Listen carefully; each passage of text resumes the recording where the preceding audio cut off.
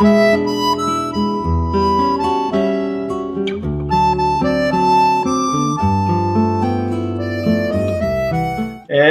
bom dia, boa tarde, boa noite para todos aqueles que estão assistindo esse programa. Como você sabe, esse aqui é o nosso canal Engenharia e Perspectiva, que é um canal criado para discutir questões da engenharia. Tá? Como você sabe, esse canal é patrocinado pela empresa NEP Consultoria e tem o apoio dos nossos sindicatos de engenheiros do Estado de São Paulo. Hoje, querendo cumprir um dos propósitos desse canal, eu gostaria de trazer mais engenheiros que estão trabalhando estão na lida mesmo, nas fábricas, nas grandes corporações, né? Convidei aqui o meu querido amigo, aqui, o Giovanni Mamão, de longa data, né? O Giovanni, eu tive a oportunidade ainda na época da pós-graduação aqui na Universidade de São Paulo, conviver com ele, e desde lá desenvolvemos uma amizade, e desde lá a gente tenta acompanhar os passos um do outro aí. E o engenheiro, né, Giovanni, ele tem uma trajetória muito interessante. Hoje o Giovanni está falando, ele está na Bélgica, né? E ele desenvolveu um daqueles engenheiros, assim como tantos outros no Brasil, né? Que também desenvolveram partes das atividades aqui no Brasil, mas também, em algum momento, também foram para o exterior. Então, ele fez uma carreira bastante longa, já está há mais de 10 anos, na França, na Bélgica, trabalhando em empresas, e hoje em dia ele é um engenheiro da Westinghouse, tá? E a gente vai conversar com ele, né? Evidentemente, cumprindo aqui nosso protocolo, um pouquinho sobre a carreira dele também, né? Como que ele chegou na engenharia. Mas também sobre a gente vai explorar um pouquinho essas questões, né, dos engenheiros, como o exterior, que trabalham, desenvolvem atividades lá, tentando trabalhar um pouquinho a questão das diferenças, né? Ele também trabalha como engenheiro aqui no Brasil, então tentando trabalhar um pouquinho essas diferenças, tá? Então, evidentemente, isso é uma opinião, vocês entendam, né, que aqui é uma opinião pessoal, a gente não tem pesquisas onde a gente possa dizer, olha, isso aqui é assim no Brasil, isso aqui é lá na Bélgica, na França, na Europa, é assado. São opiniões pessoais, mas evidentemente que isso aí tudo constitui um material bastante interessante de discussão e que a gente pode, então, tocar mais para frente e tentar aprofundar com outras pessoas também, tá? Eu gostaria muito de agradecer a participação do Giovanni, estamos aqui no pleno domingo, né? Ele tem atualmente, como ele tem as atividades dele na House em vários lugares do mundo que ele está, né? Que ele tem participado em plantas nucleares, tal. Estou vendo, né? A gente vai talvez conversar um pouquinho sobre isso aí. Então ele tirou uma horinha do domingão dele aí para estar conversando com a gente. Giovanni, querido, eu agradeço muito a presença aqui, tá? E passo a palavra para ti aí, para falar um pouquinho da tua carreira aí, e depois a gente vai aprofundando algumas questões sobre a nossa engenharia. Muito obrigado pela tua presença aqui. Por favor, fique à vontade aí.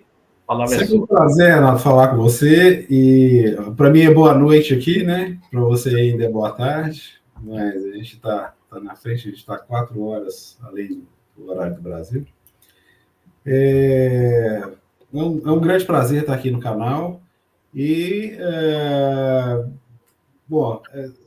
é sempre interessante a gente poder ter alguma coisa alguma história para contar, que acrescente alguma coisa, né, na vida das pessoas. Bom, meu início, minha história, meu interesse por engenharia é curioso, foi meio que ao acaso. Veio lá dos meus 15 anos, né? Na verdade, não foi nesse momento, mas eu tinha um Cefet, que era um ensino de muito boa qualidade, muito próximo da minha casa, e era 15 minutos. E eu tinha a obrigação de passar no Cefet, porque meu irmão tinha entrado há 3 anos antes, né, de eu prestar o vestibular. Bom, eu prestei o vestibular, mas não sabia ainda que área que eu ia escolher, não tinha a menor ideia. Bom, para escolher algo diferente do meu irmão, que tinha escolhido química, eu falei assim, eu vou escolher mecânica. E aí eu escolhi mecânica, mas também não tinha ideia do que era. Curiosamente, né?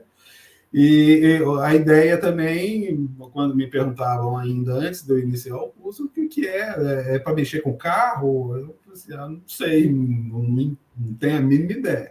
Bom, quando eu fui avançando no curso, você vai prestando, você vai entendendo o que é e a dimensão que é a área mecânica, né? Que tem um escopo muito largo na área técnica.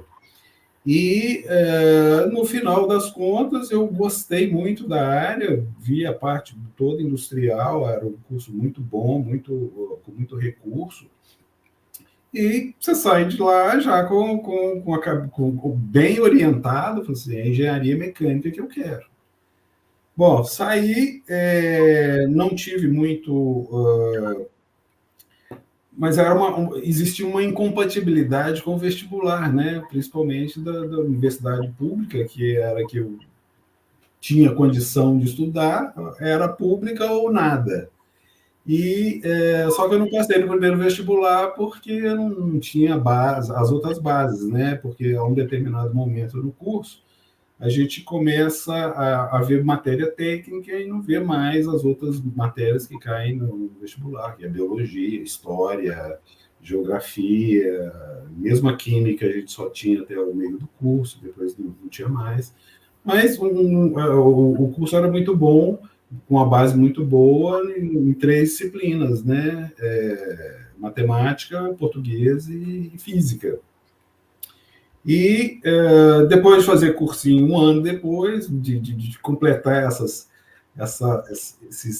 brechas, né, que o ensino técnico deixa com relação ao que é cobrado nos vestibulares, eu entrei na universidade, na UFMG, e fui fazer o curso de engenharia mecânica. Eu fiz esse curso em 5 anos e meio. No início, eu tive um pouco de dificuldade, porque o ritmo era muito diferente, né? No segundo grau, quer dizer, hoje a gente fala no ensino médio, né? As coisas são muito lentas, né? Te apresentado muito lento. E na universidade é uma grande massa de conhecimento que você tem que assimilar em pouco tempo. E eu não estava acostumado com aquilo.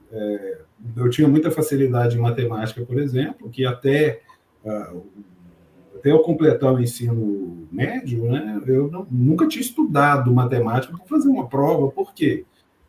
Eu tinha o hábito de fazer o exercício que o professor passava e tal, e na universidade não tinha nada disso. Você deixava para ver o que acontecia na hora da prova. E depois também teve a questão de greve e tal, aí eu fui muito mal no primeiro período. Então, eu acabei atrasando 6 meses, né, para concluir o curso. Então, eu fiz em 5 anos e meio, vezes 5 anos. Poderia ter, porque eu alcancei, né, eu consegui puxar matéria e tal, eu poderia ter formado em 5 anos, mas eu preferi... Mais ou menos em que época você fez esse curso aí, Giovanni? Estamos falando de que época aí que você está? Eu terminei em 89, foi de 84 a 89. Terminei no primeiro semestre, né, de 89. Então, daí os 5 anos e meio. Bom, eu me formei, queria muito trabalhar na área de engenharia, né? Eu tive propostas até na área comercial, mas eu ainda tinha aquela ilusão. Falei, poxa, eu dediquei tanto tempo, né, no aprendizado da técnica, do pensamento de engenharia, na construção, e achava que a parte comercial, assim, você não empregaria muito engenharia. E fui trabalhar justamente numa consultoria de engenharia, que na época era uma empresa estatal, que era a Cobrap. A Cobrap, ela pertencia, que era uma empresa de projeto, né? Ela pertencia ao grupo Ciderbras, que agrupava todas as siderurgias estatais do Brasil. E aí a Cobrap era encarregada de fazer projetos para todo o grupo, né? Então, eu fiquei bastante tempo trabalhando em Minas Gerais, tinha bastante, a gente atendia bastante siderúrgicas, né? Então, eu tive a oportunidade de trabalhar na área de tubulações, tá? Bom, aprendi bastante, gostava, mas a Cobrap, depois de 6 meses que eu comecei a trabalhar, foi o Collor entrou e fez aquele plano e privatizou tudo, e a Cobrap, no primeiro ato, ele extinguiu a empresa. Não fazia sentido e tal, não sabia o que era. Bom, depois de um tempo, parece que teve uma revisão do decreto dele pelo Congresso e votaram pela privatização da empresa. Ela foi privatizada, normalmente, e uma parte da empresa foi comprada pelos funcionários. Bom, para começar, a reserva de mercado da Cobrap, né, caiu, então ela estava no mercado para concorrer com as outras. E aí a carteira de serviço foi a zero, juntando com a crise, né? Então, 3/4 do pessoal foi demitido. Eu fiquei porque normalmente recém-formado, salário mais baixo, tal, conseguiram me guardar. É. Bom, só que foi um tempo muito difícil, porque a empresa estava reestruturando e tal, então salários atrasados e congelados, né? Então ficou muito ruim em termos de perspectiva. E aí eu decidi sair. Depois de quase 2 anos na empresa, eu decidi sair. Os amigos que estavam enfrentando aquela crise, eles falam assim, cara, não sai porque está muito difícil arrumar trabalho na engenharia. O Brasil continuou em crise durante um tempo grande, então não tinha mais trabalho para engenheiro, né? Quer dizer, o mercado estava muito restrito. Eu saí assim mesmo porque não dava mais e não estava interessante o trabalho. Bom, um mês depois, eu recebi uma proposta para ir trabalhar em São Paulo, numa indústria pequena, uma indústria de brinquedos. E vi um novo mundo, né? Foi a primeira vez que eu saí para trabalhar para fora de Belo Horizonte, eu não conhecia muita coisa a mais, como mineiro, eu conhecia mais o Espírito Santo, não tinha oportunidade de viajar mais, e fui morar em São Paulo. E trabalhei nessa indústria, fazia um pouco de tudo, né? Porque a gente tem que aprender muito e via a parte de manutenção, via a parte de produção, e identificava os problemas, tentava resolver de uma forma de engenharia, mas tinha muita restrição do pessoal do chão de fábrica, né, que não estava acostumado com a resolução de engenharia das coisas, era mais a questão prática. Então, a gente via muito sistema lá, que não tinha design, estava lá funcionando mal, mas que era normal. Então, tinha muita coisa a ganhar, né, com engenharia. Consegui fazer algumas modificações, mas também, com o tempo, a empresa começou a ficar mal das pernas, porque eles perderam um grande cliente. A produção não partia, não tinha uma certa distribuição comercial. Estava 80% na mão de um cliente que faliu. E aí a empresa ficou em dificuldade por causa disso também. Uhum. E aí também eu era um funcionário caro, né, para continuar uma estrutura que precisava diminuir mais a produção ainda, e aí eu também pedi conta, falei assim, não dá para ficar mais.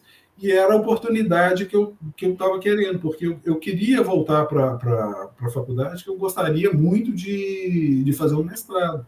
Uhum. Como eu estava em São Paulo, foi a época que eu busquei o mestrado lá na Poli. Aí estamos falando em 94.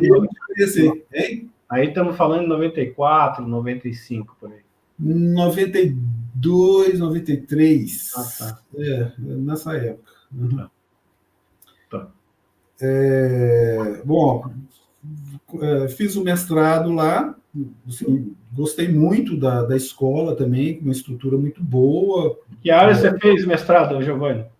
Hein? Em que área você fez mestrado? Eu fiz em projeto de fabricação. Eu desenvolvi uma válvula pneumática de 4 vias para controlar um motor pneumático.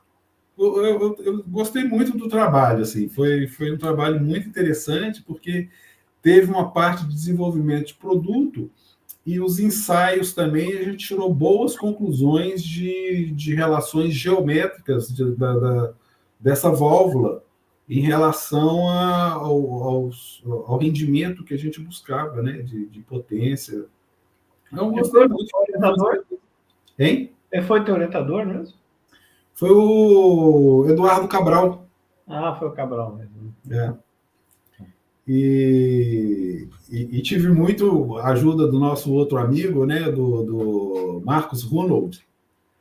E ele sempre entendeu bastante da parte eletrônica, então toda a instrumentação que a gente usou para fazer análise na válvula, ele me deu maior força com isso.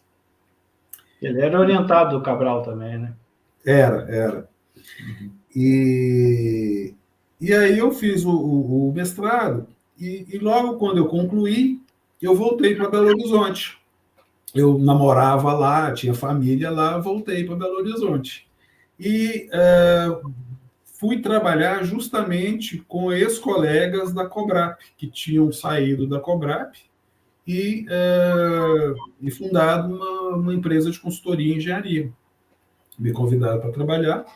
Eu voltei com muita alegria, né? Gostava muito deles e tal. Eram engenheiros sêniores, né? Muito com a bagagem muito grande, muito capacitados.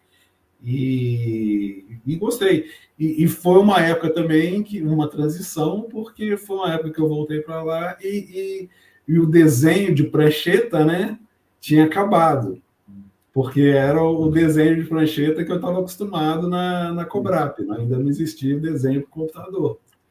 E voltando para essa empresa. Em que ano foi isso, Giovanni? Isso foi em 95. 95. Bom, aí eu fiquei lá 2 anos também, mas eu vivi uma sazonalidade muito grande de trabalho. Às vezes você não tinha muita coisa que fazer, não tinha muito projeto, e o ruim é que você tinha que ir e estar lá nos horários de trabalho, né? Então, eu comecei a ficar muito incomodado com essa rotina de trabalho. E até eu gosto muito de estudar, mas até o estudo no ambiente não rendia direito, não. Então, comecei a ficar desinteressado da engenharia. E também outra coisa, né?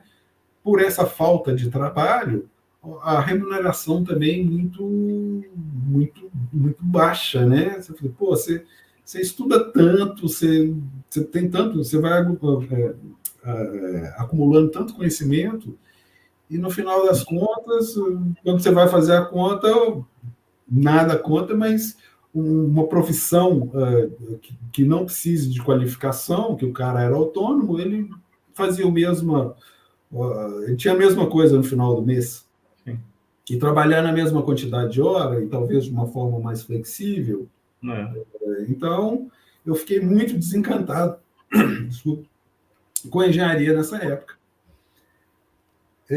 Mas logo quando eu saí, como eu tinha um mestrado, nessa época as faculdades particulares estavam vivendo um boom. E aí eu tive uma oportunidade, me convidaram por causa do mestrado, né? Eu já tinha um adicional para dar aula nessas faculdades. Era uma faculdade de administração e, no final das contas, eu estava trabalhando muito menos horas do que uma semana completa de engenheiro, né? Que na época era 44 horas. E nessa faculdade eu trabalhava 20 horas e ganhava 50% a mais. Então, dá um salto, né, de qualidade de vida e tal. Então, eu fiquei muito empolgado com isso e falei, não, eu quero me enganjar agora na carreira de ensino. E trabalhei nessa escola durante 2 ou 3 anos, por aí. Mas então eu ainda tinha a vontade de avançar nos estudos, de fazer um doutorado. Com isso, eu aumentaria as minhas chances, né, de qualificação para mas aí aconteceu uma mudança na escola que acabaram cancelando vários cursos e eu perdi as minhas disciplinas. E eu falei assim, bom, é a hora que eu tenho para dar um jeito no meu inglês. E aí eu viajei para os Estados Unidos e fiquei lá 1 ano fazendo várias coisas, mas com o foco de aprender inglês. Desenvolver a minha fala, que ainda era muito ruim, assim, para me comunicar, para resolver um problema e tal, ainda tinha muita dificuldade. Bom, quando eu voltei, o doutorado da UFMG tinha sido aprovado. E quando eu voltei, essa faculdade me convidou novamente para dar aula, para pegar outras disciplinas. E aí, para mim, ficava ótimo, porque meio tempo eu dava aula, e ainda podia dar aula à noite, né? Que em termos de me arranjava bem para fazer as disciplinas do doutorado, eu comecei a fazer o doutorado. Mas pouco tempo depois apareceu uma procura no e-mail da faculdade de uma oportunidade de bolsa na França. Bom, eu tinha acabado de voltar do exterior e ainda era muito preso à família, aos amigos ali, né? E não estava muito disposto, né? Mas eu falei assim, bom, vou fazer o que precisa fazer para buscar essa vaga. Fiz e deu certo. Eu falei assim, bom, com a bolsa paga pelo governo francês, né? Assim, bom, agora eu tenho que ir, né? E aí eu arrumei tudo e vim para a França para fazer um doutorado no INSA de Rouen, no Instituto Nacional de Ciências Aplicadas. Bom, comecei a fazer o doutorado. Antes eu me preparei para estudar na época, né, eram os cursos Globo. Você estudava com a fita cassete, né, e os fascículos e tal. Bom, eu estudei dessa forma, me preparei dessa forma para vir para a França. Quando eu cheguei, o meu nível de francês, eu conseguia formular uma frase para perguntar uma direção, onde que era a estação de trem. Bom, Só que os cursos Globo me ensinaram a perguntar, mas não me ensinaram a ouvir. Bom, o resultado é que eu ia na direção do braço. Chegava lá na frente, perguntava de novo, não entendia nada, ia para a direção do braço. Mas o francês, como é uma língua muito latina, né, e de origem latina, e é bastante próxima do francês, a gente pega muito rápido. E aí, o quê? Depois de 4 meses que eu comecei a fazer a pesquisa e tal, estar em contato com as pessoas da faculdade, eu consegui fazer uma apresentação, né, do escopo do meu trabalho assim, para a banca. Né? Era uma pesquisa associada na área médica, então eu consegui fazer uma apresentação em francês, e que todo mundo falou assim, nossa, bacana demais, me deram a maior força. Não sei se entenderam alguma coisa. O que era, Giovanni? Nossa, eu falei assim, nossa, impressionante, só com 4 meses você está aqui, você está fazendo isso, bacana. Mas qual era o tema? Qual era o tema? Era, na verdade, eu ia fazer a dinâmica inversa.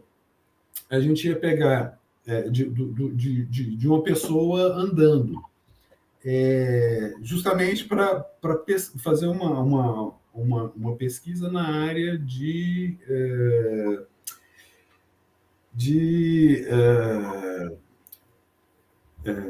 substituição da implante de fêmur, né? Da articulação do fêmur. Não do fêmur, Agora estou ouvindo as palavras em francês, eu estou esquecendo como que a gente fala isso. Não tem problema, não, mas... Como? Não tem problema.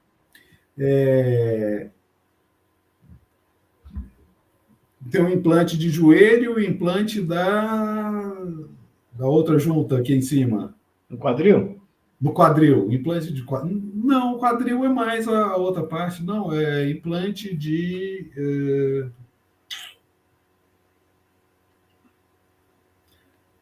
Bom, é a articulação do fêmur.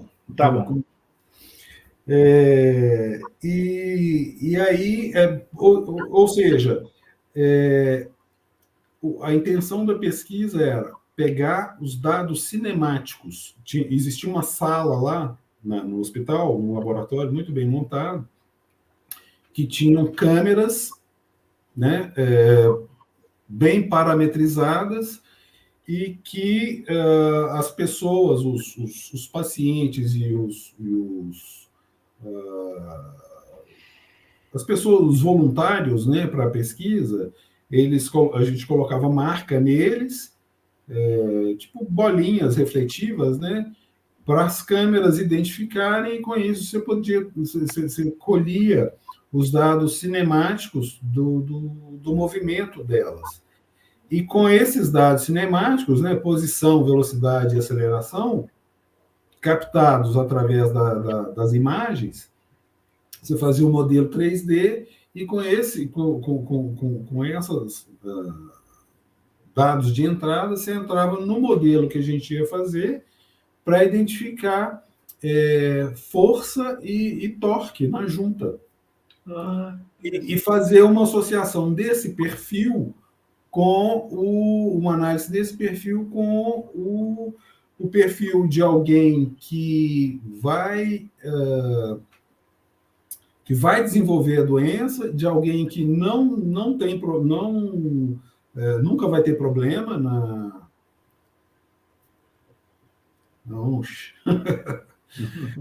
ou alguém que já tem o problema. Precisa. Então, era mais um auxílio médico, né, nos outros exames, para falar assim, olha, a marcha dessa pessoa, o andar dela está acusando que ela tem uma coisa que no olho não dá para notar, mas que o sistema consegue observar isso. Entendi. Bacana, muito, muito boa pesquisa. Só que no momento dado eu fiquei meio sem avançar por uma questão pessoal do meu orientador, que estava com um problema de família, e aí ele não podia analisar meu caso e dar para a gente dar uma direção, né, para fechar a tese, porque normalmente na pesquisa a gente faz muita coisa, observa muita coisa, aprende muita ferramenta, mas a gente precisa de uma orientação para falar assim, olha, é por aqui que eu vou sair, por aqui que eu vou fechar, isso aqui que é interessante mostrar. E aí eu no tempo do doutorado, eu conheci a minha esposa hoje, né? Curiosamente, ela veio fazer um intercâmbio de língua na França. A gente se conheceu e aí,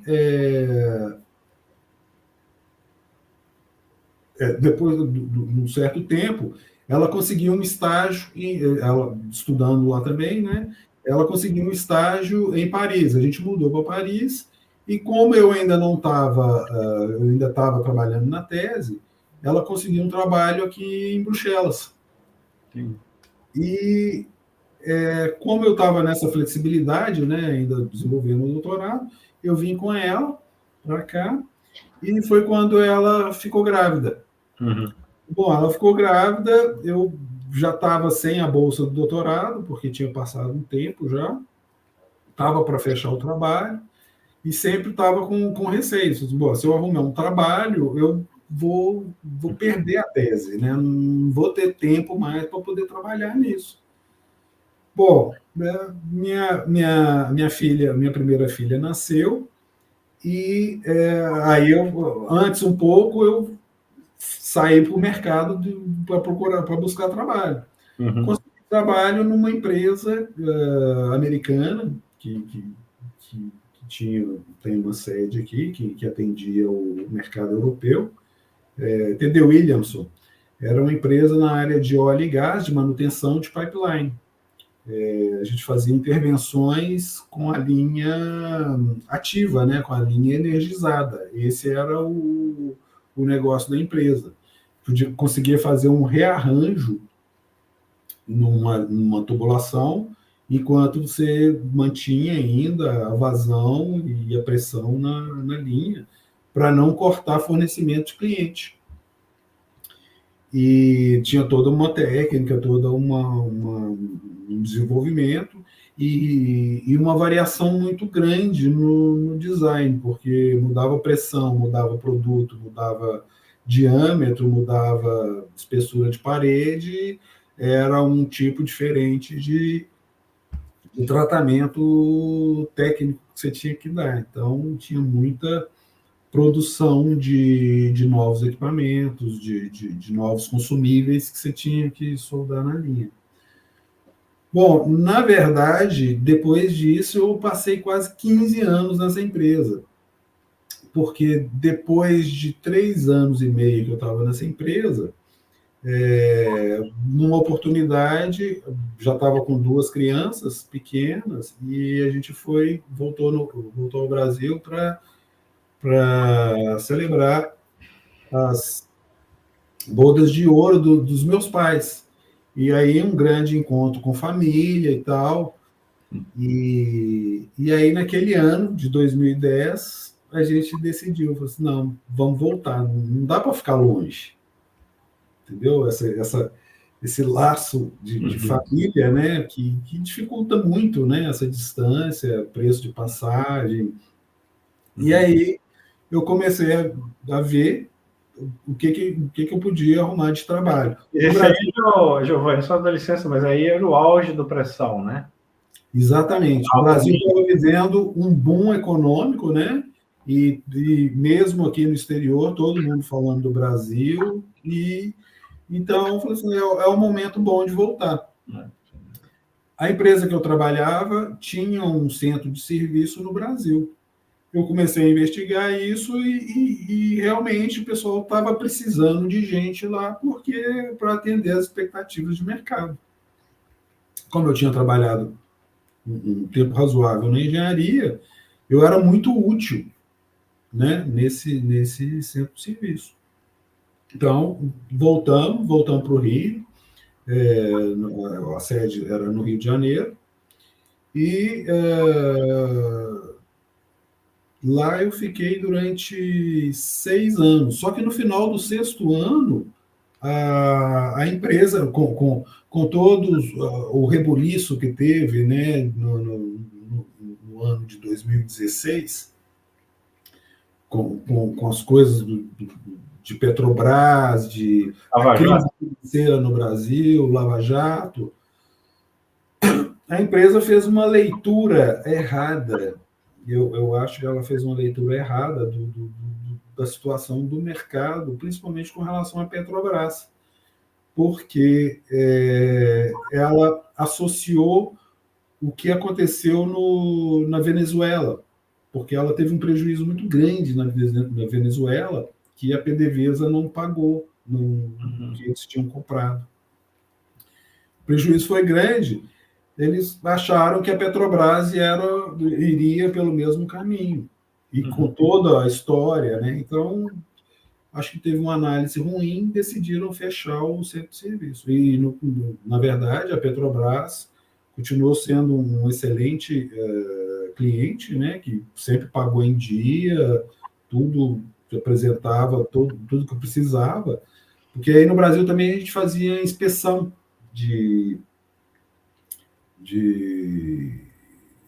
das linhas, né, de gás, de óleo.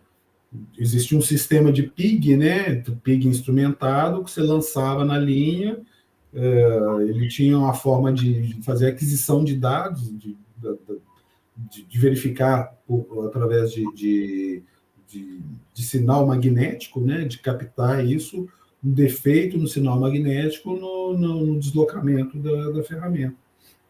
E depois você recuperava isso e conseguia fazer a análise, né, do trecho todo, onde podia ter corrosão. E eu fiquei...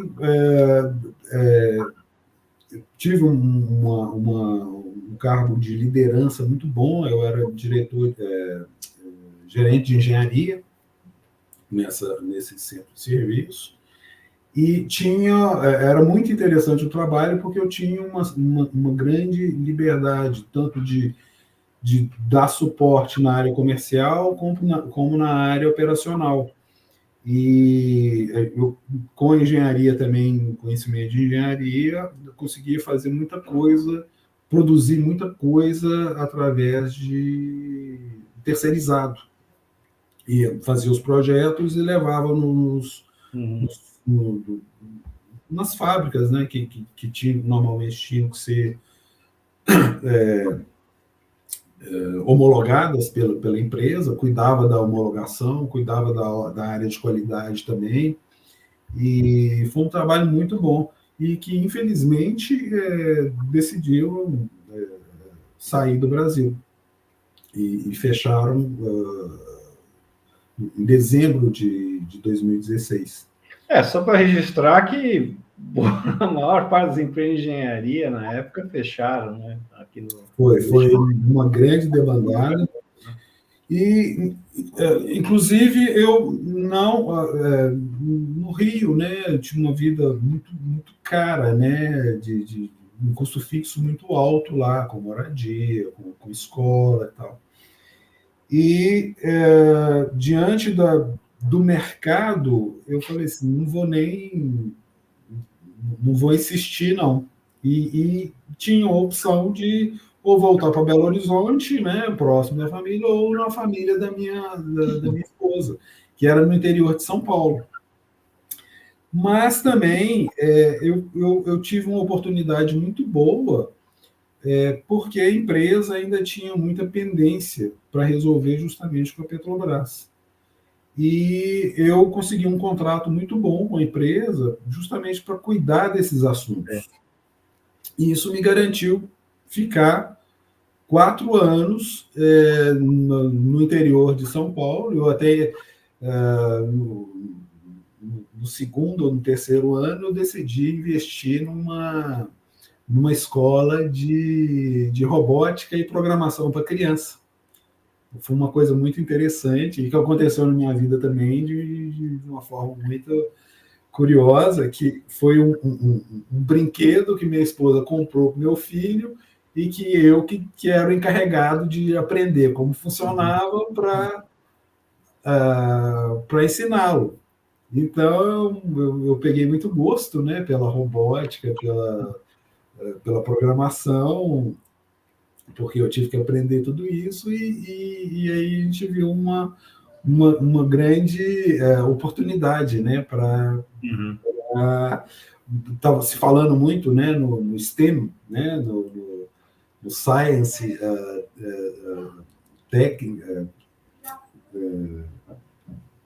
Technical Engineering and Mechanics. E aí a gente investiu nessa escola. E ainda bem que eu ainda estava com essa consultoria, né? Então dava para fazer as duas frentes.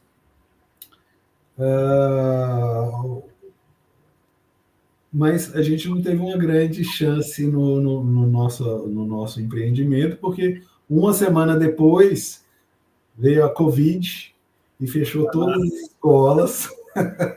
Azar.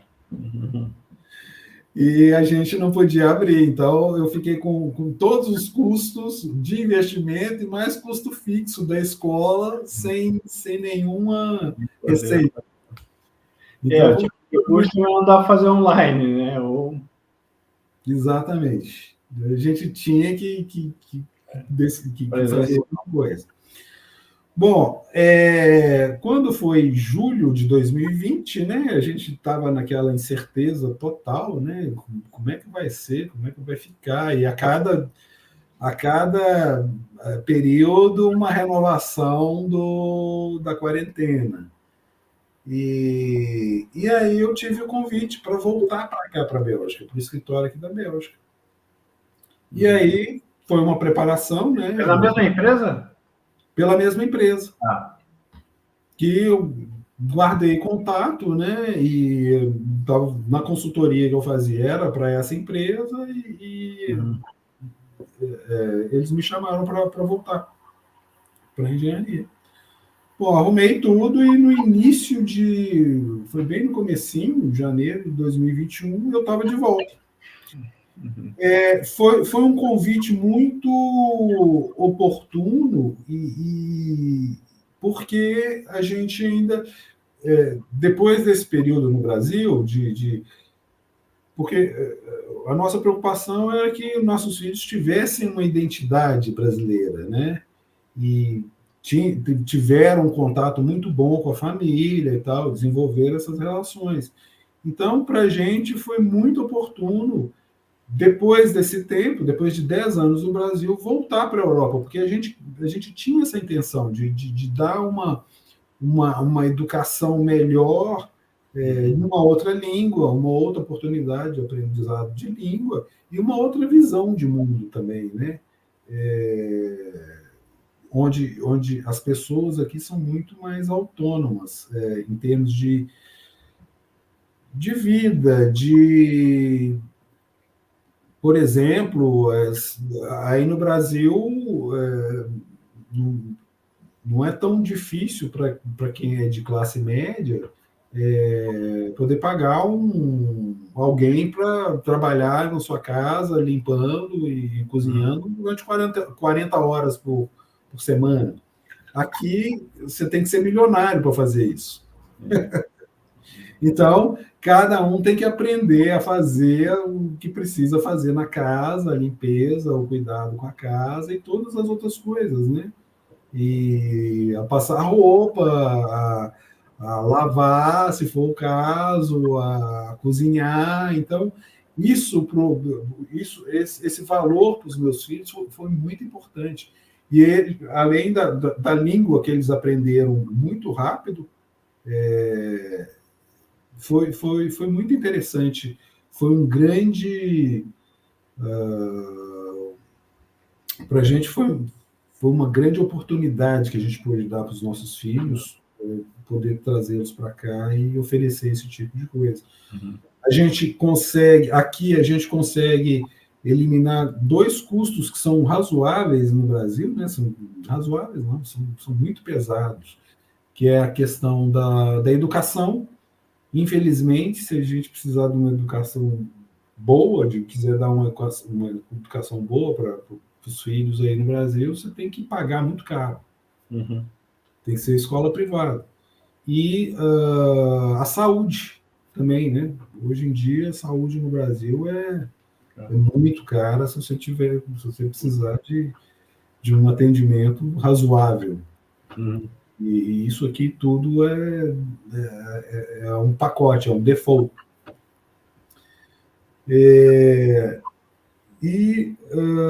Então, assim, as crianças se adaptaram muito bem. A única dificuldade que eu tenho aqui, né, que eu já te revelei, como eu sofro aqui é com frio. Imagina. Eu gosto muito do sol, eu gosto muito de viver fora de casa. Uhum. E aqui o frio é muito cruel, né? No inverno também, a falta de luz é uma questão que pega muito, assim, sabe? Existe essa dificuldade de... Ô, Giovanni, deixa eu te perguntar. Mesmo depois desse longo período, eu já sabia o que me esperava aqui, mas não é fácil. Tá.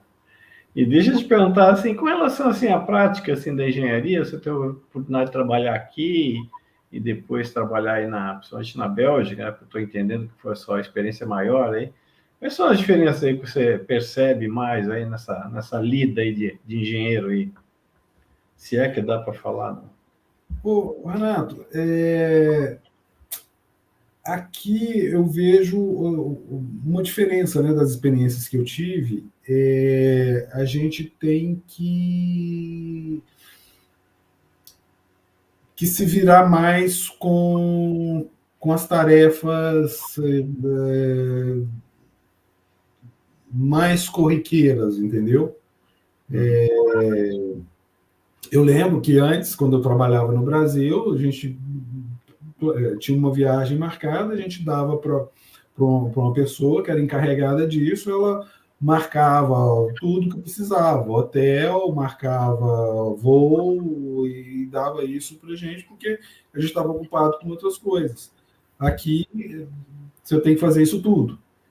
Pode ser que já tenha mudado aí no Brasil também, seja a mesma coisa, né? Mas, assim, aqui você tem que ser mais polivalente e ter muito mais iniciativa do que na época que a gente... da experiência de engenharia que eu tive aí. Acredito que tenha mudado bastante também. Eu acho que sim, eu acho que hoje em dia vai nessa linha. Mas, assim, com referência, por exemplo, à estabilidade, assim, do mercado, né?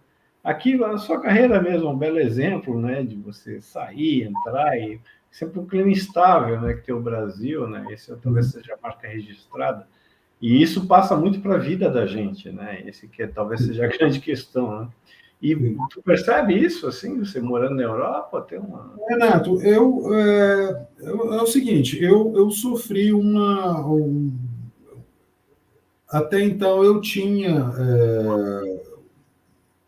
uma certa opinião com relação a isso. A estabilidade aqui era bem mais importante que no Brasil. Mas a empresa que eu trabalhava, na TD Williams, depois de 15 anos, o que aconteceu no ano de 2022? Com a guerra na Ucrânia, a empresa estava preparada para ter um aumento de serviço, né? Porque o gás era uma coisa... estava muito importante, era um item muito importante, né, na vida europeia, principalmente por questão de aquecimento, né, para o inverno. E a empresa estava preparada para isso. Só que, ao invés de aparecer mais oportunidade, mais serviço, foi o contrário, eles cortaram porque eles deram prioridade ao transporte de gás. Então, retardaram todo tipo de serviço que tinha, adiaram. Então, a empresa que já não tinha um histórico bom aqui na Europa, o grupo foi comprado por um fundo de investimento. E rapidinho já começaram as demissões de grande grupo, assim, e lá na empresa que eu trabalhava, foi mais de 25% dos funcionários foram licenciados. E eu fui nessa toada. Então, mas graças a Deus, assim, com a experiência de engenharia que eu tenho aqui, o mercado aqui era muito favorável para engenheiro com experiência. Então, eu simplesmente atualizei meu LinkedIn na época e muita procura vinha até mim. Eu não precisei ficar procurando e mandando, cadastrando em site, essas coisas. O pessoal vinha até mim e eu cuidava dessas ofertas, né, dessas ofertas que apareciam e tal, e eu me enganjava nesse tipo de oportunidade. E então, com o mercado tão bom, com 2 meses depois da interrupção do meu contrato, eu já estava trabalhando em outro setor, e um setor totalmente novo, e que também eu não tinha experiência na área, que foi na área de manutenção, né, de manutenção industrial, que é na área nuclear, pela Westinghouse. Então, sim, estou muito empolgado com o conhecimento, já vai fazer 1 ano que eu estou na empresa, e é um universo novo, um universo que eu estou vendo que o mundo, no estágio atual, né, com o problema de gás carbônico na atmosfera, a gente está com grandes ameaças aí para um futuro próximo, e que, pela primeira vez, o nuclear começou a fazer parte da solução. Porque até então existia um lobby muito grande, né, dos grupos de ecologistas, do grupo de ecologia, que hoje estão falando, bom, o nuclear não é bom, mas a energia fóssil, ele é uma opção. E daqui para um futuro próximo, daqui para os próximos 30 anos, não existe... não é a solução, mas não existe solução sem nuclear. E eu nesse ano que eu tive a experiência, né, de visitar reatores, de já trabalhar em operações de manutenção. Eu costumo brincar com os meus amigos que agora eu mudei de sair do petróleo e gás, né, que com muita emissão de CO2, mas que agora eu mudei para o nuclear e eu estou mexendo com bomba. Só que não é energia pacífica, né, com bomba justamente de refrigeração do circuito primário. E um equipamento muito interessante, muito cheio de conexões, né, com a operação do reator. Então, estou avançando muito o conhecimento nessa área e estou gostando bastante. A gente recebe um treinamento muito intenso na área de proteção radiológica e em vários outros campos. Então,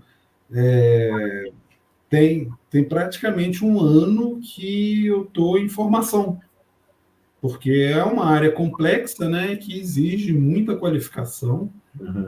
E recentemente, nessas 2 semanas que eu estava fazendo, justamente, estava na central nuclear de Bugé, e justamente trabalhando numa formação sobre maquetes muito bem representativas, né, para não ter erro na condução, né, da manutenção do equipamento. É muito bem. A qualidade no setor nuclear realmente me chamou a atenção, porque ela é muito, muito orientada para não ter erro.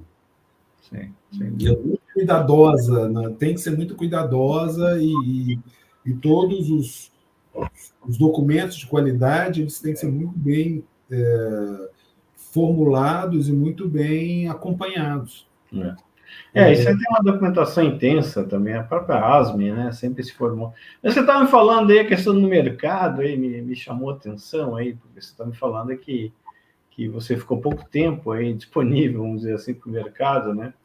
E aí tem 2 aspectos aqui, por exemplo, no Brasil, o mercado você sabe isso aí, que também ele não vou chamar sazonal, mas é instável, né? E aqui o que a gente tem de números também assim, é incrível, várias vezes já comentei aqui nesse canal, mas a busca de jovens pelo curso de engenharia, assim, caiu pela metade em questão de 5 anos, né? Então é uma coisa absurda. Eu comentei outro dia que eu fui na Universidade Federal, aí no Rio Grande do Sul, aí o professor me falando lá que o vestibular há 5, 6 anos era 17 candidatos por vaga, o último foi 3, né? Então você deve ter feito também o vestibular, era bastante concorrido hoje, né? Mas isso acaba interferindo, né? Porque é um reflexo do mercado também, né? Porque, na verdade, o jovem não está vendo a perspectiva que exatamente isso que está na base de muita gente ir para outros países, né? Exatamente a perspectiva de você trabalhar e aprender bastante, é uma profissão interessante, mas, na verdade, financeiramente, que estamos numa sociedade capitalista, onde o dinheiro é fundamental para a gente viver e ter lazer e ter um pouco de conforto, né? Acaba sendo um fator determinante, assim. Mas você consegue perceber alguma coisa, uma dinâmica desse tipo na Europa, diferente do que tem aqui? Porque a gente percebe que as pessoas... Eu conheço vários amigos que estão indo para os Estados Unidos, para a Europa, exatamente, tipo assim, tipo assim, encheu o saco, né? Deu dessa, vai para lá, vai para cá, e, né? Você consegue perceber alguma coisa diferente, assim? Não sei se... Consigo. A engenharia aqui está em alta. É mesmo? Estão buscando muitos engenheiros. Eu não sei, eu não tenho esse dado também para te falar como que está a busca por engenheiro. Assim, na universidade, né? Busca pelos cursos de engenharia. Como que está o interesse da nova geração, né, em relação a isso.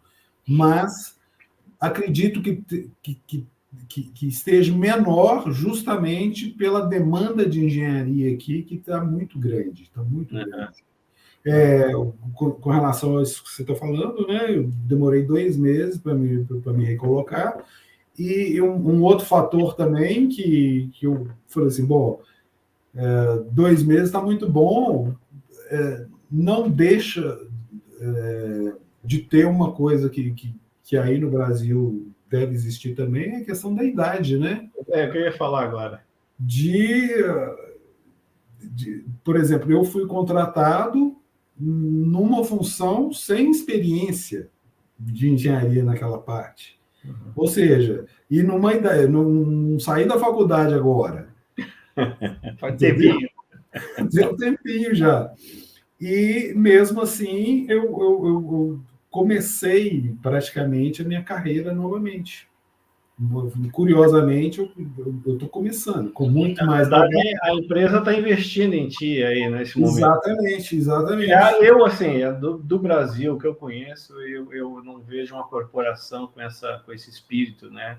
Uma pessoa com tantos anos de idade e já adiante na carreira, né?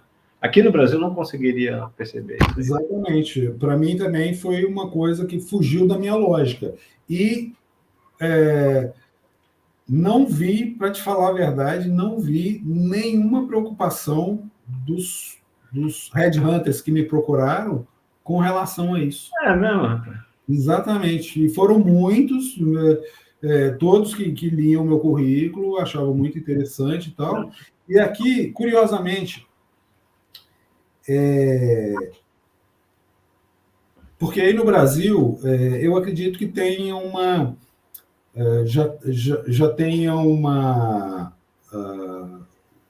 noção da uberização da engenharia. Uhum. Você fazer um contrato e você vai faturar para a empresa como PJ das horas que você trabalha, das horas que ela vai precisar de você. Curiosamente, aqui existem muitas empresas que elas vão colocar o consultor na folha de pagamento delas e ela vai vender você para outras empresas. Existe esse mercado aqui que é forte. Então, mesmo se você não tiver, se ele não conseguir te vender, você fica em casa, mas recebendo, porque ele sabe que ele vai te avaliar para ver se você pode fazer parte do quadro, e quando ele entende bem do mercado, né, onde que ele pode te vender, ele vai te vender para outra empresa. Uhum. Ou seja, é uma intensidade menor, mas você sempre vai ter aquele salário ali garantido por mês. Aqui isso aí tomou uma dimensão bastante forte, assim. Mas eu ia te perguntar, e aí é uma pergunta um pouquinho mais complicada, que é difícil de responder também, mas até onde eu sei também, a França e Bélgica, essa região, também ela andou flertando mais assim, com essas práticas neoliberais, vamos dizer assim, de liberdade, de contratar sem contar, mesmo as empresas, né? Me lembro que as empresas foram privatizadas, hoje em dia boa parte delas estão sendo estatizadas novamente, e agora, aparentemente, em vários países ocorre que é um movimento contrário, né? Chegasse dá para perceber isso aí? Ou... Se é que é verdade. Existe sempre essa pressão, né, de relaxar as leis trabalhistas. Existe essa pressão. Sim.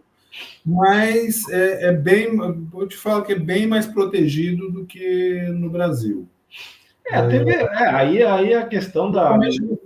Na França você ainda tem as 35 horas, que o pessoal trabalha 40, mas essas 5 horas a mais por semana, ou você tira de férias, ou você acumula para a aposentadoria. Uhum. Então, um contrato francês, eu vou te falar que é mais interessante que o contrato belga, que também não é ruim. Uhum. Mas não, o que eu ia te falar era que não me lembro que quando teve a questão de relaxação da idade para aposentadoria, o pessoal foi às ruas, né? E teve também aquele movimento lá de coletes amarelos, tal, quer dizer, basicamente foi uma reação forte, né? Mas a França ela tem uma tradição, normalmente, eu me lembro, várias empresas que eu tive contato, isso é incrível, não me lembro, há muitos anos eu fui na Rodia, que é uma empresa, tipicamente, uma empresa privada, mas eu acho que era 30%, 40% do governo francês na época, né? Então existe uma participação estatal, uma mobilização em torno dessa área bastante forte, né? Então e isso, né, apesar dos movimentos mais à direita que a gente está vendo hoje, que tentam flexibilizar, me parece que deve estar bem entranhada aí na sociedade, né, e na política, de certa maneira, também, né? Sim, sempre existe essa pressão, justamente, de relaxar em direitos sociais, justamente para atração de capital, né? de investimento. Uhum. Mas eu não acredito que isso seja a solução, porque, por exemplo, quando eu morava na França, eu via muito o discurso, né? Tava muito em voga o ataque a esses benefícios sociais, porque as empresas estavam indo produzir na China ou em mercados onde o trabalho era mais barato. Mas as pessoas que atacavam, que usavam desse discurso, elas nunca olharam para o outro lado, que a quantidade de empresas que vinham se instalar na França, justamente pela infraestrutura, pela mão de obra qualificada e pelas outras vantagens da infraestrutura geral que a França fornecia. Então, sempre tinha um ganho desse lado muito maior do que o da notícia, que é a empresa saindo para produzir na China. Hoje, uma curiosidade que eu tenho é o seguinte: aqui no Brasil, pouquíssimas empresas tiveram sucesso na questão muito se falou, evidentemente, na questão da estrutura em Y, né? Onde, então, isso é um problema sério para a engenharia, né? Que seria o nível administrativo, você chegar numa função técnica no mesmo nível salarial e mesmo da hierarquia, né? Mas você consegue perceber isso aí um pouquinho melhor aí? Dá para perceber? Aqui, evidentemente, a área técnica sempre está abaixo da administrativa, tanto que aqui é comum, tu sabe disso aí, que o engenheiro que quer progredir na carreira, ele migrar para gerência, para a administrativa, que depois de 7, 8, 10 anos, ele está fora da área técnica e está sendo administrador, né? E aí é diferente, assim, mesma coisa? Renato, pelo que eu vejo, eu acho que é similar, entendeu? Porque, infelizmente, sabe, né, que o engenheiro, não importa o valor que ele agregue para a empresa, ele vai ficar parado num patamar, não vai passar dali. Entendi. E tanto em outras funções, principalmente na função comercial, né, que sempre você consegue fazer ter um ganho salarial atrelado a resultado, que não é a mesma coisa na área técnica, infelizmente. Infelizmente. Mas acontece isso sim, e não é uma particularidade do... Eu acredito que não seja uma particularidade do Brasil essa estrutura Y. Tá. E tu, essa tua experiência estivesse na universidade, fazendo doutorado, o pessoal lá tinha uma relação aí com empresas? Aí era comum ter projetos dentro das empresas? Ou é mais... Sim. Eu via muito essa ligação e uma capacitação muito grande dentro da universidade, justamente para essa colaboração. Por exemplo, a minha pesquisa, a minha bolsa foi paga, desculpa, pelo hospital. Exatamente. E eu tinha vários colegas que todos estavam engajados em pesquisas associados a algum problema da indústria para a resolução. Então, problemas reais que você ia fazer uma pesquisa buscar uma solução ou algum progresso, né, naquela direção de conhecimento. Vi isso bastante. E investimento também, né, investimento em equipamento, investimento em laboratório por parte dessas empresas interessantes, que exige, né, a disposição também em tempo, né, justamente para a execução dessa pesquisa. Giovanni, aí pegar França, Bélgica orbita fica em torno aí da França, assim, ou mais ou menos falo da Bélgica, está falando da França, parecido, ou tem alguma diferença? Porque, inclusive, a região sul de Bruxelas, onde eu moro... Só o francês aí, né? É a região Wallon. E era uma parte da França, mas se você falar que um belga é francês, o cara te bate. O cara não fica muito feliz, não gosta de ser confundido. Eles têm orgulho de ser belgas, apesar da disputa que tem entre o norte e o sul, né? O norte holandês, né, da parte flamenga, e o sul da parte francesa. E é histórico aqui, porque nos anos 50, né, que existia uma hegemonia econômica muito grande do Sul pelas siderurgias, pelo setor industrial, Uhum. Esse fluxo econômico, já existia essa questão essa divisão, justamente mais ou menos o que existe de Sul. A gente escuta essa história no Brasil, né, que o Sul sustenta o Norte e o Nordeste.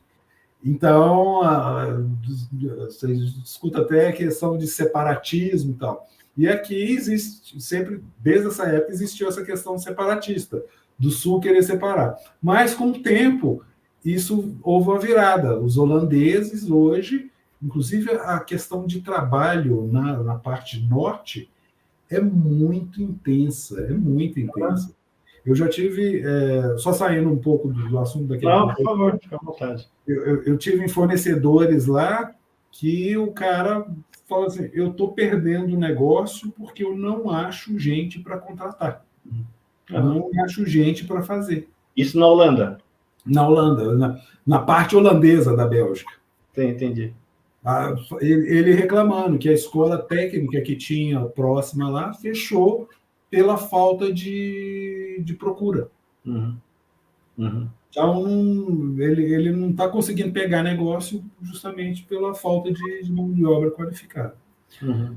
Bom, mas voltando à história da briga, né, da Bélgica com da divisão, hoje quem tem o domínio econômico é a parte norte, porque teve um declínio, né, da indústria siderúrgica e de várias outras indústrias aqui do sul. E aí agora já tem um tempo, porque eles têm muita a área de inovação, a área de tecnologia se desenvolveu muito no norte. No norte, né? E agora eles aqui que querem falam que eles que subsidiam o sul. Eu acho que o sul, esse tipo de indústria foi aí sim, foi lá para a China, para a Índia, para essas regiões. Né? Exatamente. Mas, assim, mesmo esse em declínio, existe uma pujança econômica muito grande. Sim, é impressionante. Você consegue perceber alguma mobilização de engenheiro, por exemplo, aqui no Brasil, a questão de sindicatos, CREAs, são coisa que ficou, né, já existia dificuldades, né? Você consegue perceber alguma movimentação aí? Para te falar a verdade, não, Renato, não de classe, mas dentro das empresas, né? Existe uma mobilização grande, existe comissões de trabalho e tal, que se discute muito o geral da empresa. Entendi. E assim, tem muito valor na defesa, né, dos direitos sociais. Sim. Através dessas entidades. Entendi. E que são muito respeitadas pelas direções das empresas. Tá certo. Ô, Giovanni, a gente tem vários assuntos para tocar aí, mas avancando o teu tempo aqui. Então, em pleno domingo, Giovanni, tirei ele aí do aconchego da família aí. Queria te deixar aí uns minutos aí para você falar alguma coisa aí. Aqui eu imagino. Você sabe que é interessante que muitos que assistem esse canal aqui são muito mulheres, sabe? Então, mas especialmente jovens, né? Que eu acho que é isso que talvez valha mais a pena de fazer esse tipo de trabalho, exatamente para colocar algumas questões de engenharia que a gente teve a oportunidade de vivenciar, né? E tua fala foi muito interessante nesse aspecto. Estava pensando assim, tipo que foi, de certa maneira, parecido com a minha e de toda essa geração, que é exatamente essa estabilidade, né? Se pegar caras mais velhos que a gente, os caras ficam, fiquei 20, 30 anos na Volks, fiquei 20, 30 anos na Ford. A gente não, né? A gente foi para lá, foi para cá e é uma luta bastante diferente, né? Então, acho que foi um retrato bastante fidedigno aí de uma geração de engenheiros, né? E a tua culminou aí, você indo para a Europa, aí, que é bastante interessante também, de certa maneira, bastante representativo de uma ação, de uma atitude, né, de muitas pessoas que, deixa eu tocar minha vida, né? Mas eu gostaria de deixar aí uns minutos para tu falar algumas coisas para os jovens aí que estão vendo a gente aqui nesse momento aqui. Por favor. Bom, para os jovens brasileiros, eu diria, acreditem na engenharia, que eu acho que o Brasil ainda tem muito futuro, tem muita coisa para desenvolver, porque aqui, que já existe um desenvolvimento significativo, a engenharia é muito demandada, né? Para vocês terem uma ideia, o mercado do leste europeu ainda tem muito vestígio de engenheiros bem formados da época do Muro de Berlim. Então, a educação era uma coisa que era bem cuidada, né, nesses regimes. E ainda se aproveita muito dessa qualidade de engenheiro para a Europa Ocidental, mas que não está dando conta. Não. E ainda precisa importar isso de outros mercados. E é a hora que o brasileiro precisa ver que existe demanda para isso e que, se não existe agora no Brasil, está existindo aqui. E com muitas boas oportunidades. Então, eu acredito ainda que a engenharia tem futuro para aqueles que querem seguir. Deixa eu aproveitar. Mas hoje um engenheiro que sai daqui, vou arranjar um emprego aí, do ponto de vista formal, é possível, assim? Porque você teve uma trajetória um pouco diferente, né? Você teve contato, foi, voltou, né? É o seguinte, o engenheiro ele não pode simplesmente vir para cá e falar assim, eu vou buscar um trabalho. Ele já tem que ter um trabalho arrumado daí. Pô, mas como é que eu arrumo um trabalho daí? Bom, primeiro você precisa ter, no mínimo, um inglês. Né? Saber se comunicar em inglês. Uma língua do país que você está visando também é um adicional importante. Né? Mas existem canais justamente que buscam que você pode se apresentar justamente com essa disponibilidade e começa por aí. Se você não tiver uma língua bem desenvolvida e que você consiga se comunicar e se vender, aí você Mas pode... eu arranjo um emprego aí, eu já automaticamente eu tenho um visto para ficar aí? Se a empresa estiver interessada em você, pela demanda, ela é capaz de bancar o custo com o visto. Pode ser que ela não vai arcar com o custo de transporte, com passagem. Sim. E esse visto é um tempo indeterminado. Você fica com esse visto o tempo que você trabalha pela empresa. Então, comparar com os Estados Unidos lá, nem pensar. Então, é muito mais fácil na Europa do que nos Estados Unidos. É muito fácil aqui, é muito fácil. Para mim, foi só o interesse da empresa. Graças a Deus, eu tive um pacote de ajuda muito bom para poder vir para cá. Mas o principal é o visto, né? Que a empresa tem que tomar ação para a obtenção daquele visto e dela justificar por que ela vai contratar alguém de fora e não daqui. Como é uma profissão em penúria, não é difícil. Entendi. Interessante. Tá ótimo, então, Giovanni. Mais uma vez agradeço aí o teu tempo aí, a tua disponibilidade aí. Deixa a dica aí para os engenheiros que estão aqui penando aqui, com essas oportunidades que você está falando aí, que eu estou até surpreso aqui, que estou achando bastante interessante, né? E tá bom, Giovanni, eu agradeço muito a tua fala aí, foi bastante importante, bastante interessante, como eu falei, tipo de um retrato aí do engenheiro dos últimos mais de 30 anos, né, Giovanni? Você está militando aí. Então, para quem estão assistindo, de fato, é um benchmark aí do engenheiro brasileiro.